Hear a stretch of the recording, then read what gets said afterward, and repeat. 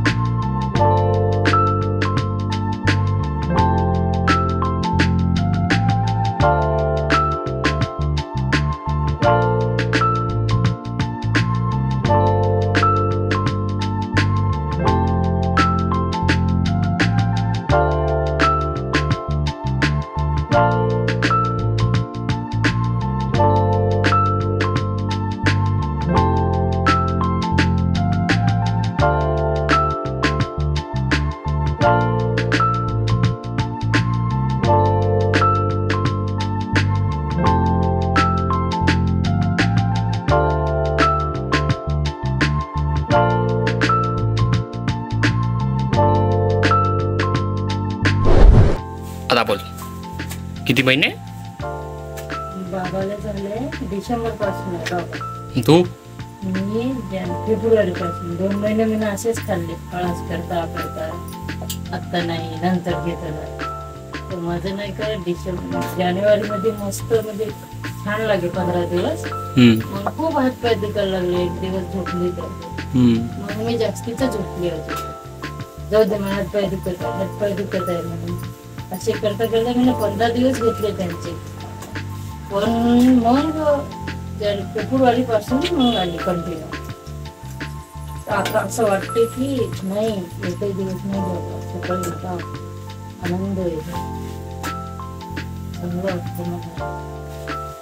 आपण डिसेंबर पासून सुरुवात केली समजा. हो, डिसेंबर. आता आपल्याला जवळपास 4-5 महिने होऊन जाते.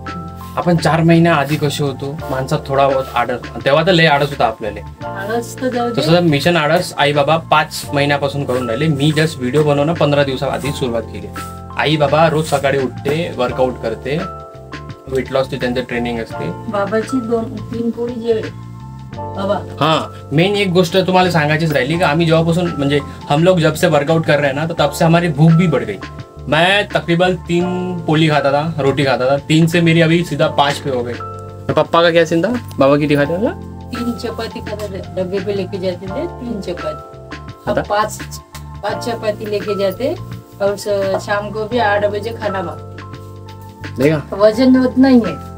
बड़ा नहीं वजन उतना ही है पप्पा का. मतलब पप्पा का वेट लॉस का ट्रेनिंग चल रहा था ना, म्हणजे बाबाचा वेट लॉसचा ट्रेनिंग सुरू होता. पण बाबा भूक तर वाढली. भूक वाढल्यामुळे वजन वाढते ना माणसाचं, पण नाही वाढून राहिलं. वजन तिथं आहे, कॉन्स्टंट आहे. आता ते वजन जे आपण आधी वर्कआउट नव्हतं करत, तर ते जेवढं खात होतं तेवढं वजन आहे का चरबीत जात होतं. आता ते जे वजन आपण खाऊन राहिलो, त्याच्यातलं जे सगळं काही आहे माल मटेरियल, तर ते आपल्याला प्रोटीन जे आपल्याला कमी होती त्याच्यात चाललं. आधी काय फक्त जाऊन मांसमध्ये चिपकत होतं ते. हातपाय दुखायचं बंद झालं. तासाची नसते. रोज सकाळी उठून वर्कआउट करायचा, व्यायाम करायचा, आळस दूर करण्याचा. मेन म्हणजे सगळ्यात मोठा मोटिव्ह जो आहे ना, आळस दूर करण्याचा, तो हेच आहे. आई बाबा 5 महिन्यापासून करून राहिले. भाई आई बाबा विचार करा तुम्ही, 5 महिने केले म्हणते रोज सकाळी उठून. मी नव्हतो उठत तेव्हा, कारण मी म्हणणार काय हे, तेव्हा मी जस्ट जॉब सोडून आलो होतो हैदराबाद मधून इथं.